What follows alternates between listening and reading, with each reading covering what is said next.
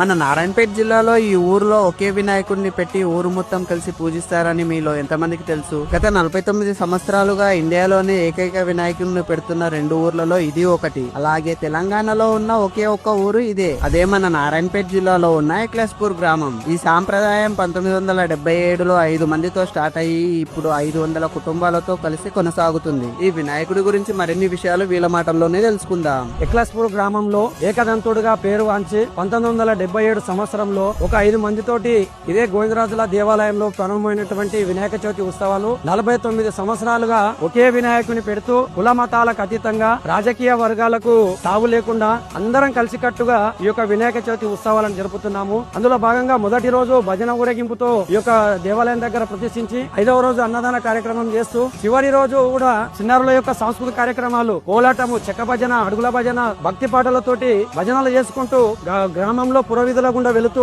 ఆ యొక్క స్వామివారిని నిమజ్జన కార్యక్రమం చేస్తాము. కాబట్టి మమ్మల్ని చూస్తూ అందరూ ఆదర్శంగా గ్రామానికి ఒకే వినాయకుని పెట్టి భక్తితోటి పోటీపడి వినాయక చవితి ఉత్సవాలు జరపాలని కోరుకుంటూ ఇదండి ఈ వినాయక మండపం స్టోరీ. ఈ స్టోరీని మీ ఫ్రెండ్స్ అండ్ ఫ్యామిలీ మెంబర్స్ కి షేర్ చేయండి. మరో వినాయక మండపం స్టోరీతో మళ్ళీ మీ ముందుకు వస్తాం. Thank you.